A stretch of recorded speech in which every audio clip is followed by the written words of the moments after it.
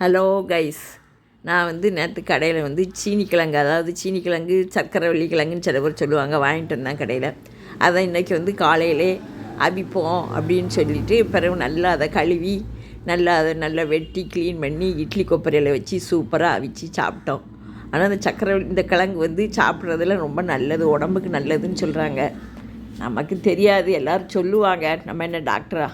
நம்மளும் யூடியூப்பில் பார்க்கோம். இப்போ எல்லோரும் முன்னாடி தெரியாது, இப்போ எல்லாம் யூடியூப்பில் எல்லாம் இதனால் இதை சாப்பிட்டா இது நன்மை, இதை சாப்பிட்டா இது நன்மைன்னு போடுறாங்களா, அதை பார்த்து நம்மளும் தெரிஞ்சுக்கிடுறோம்.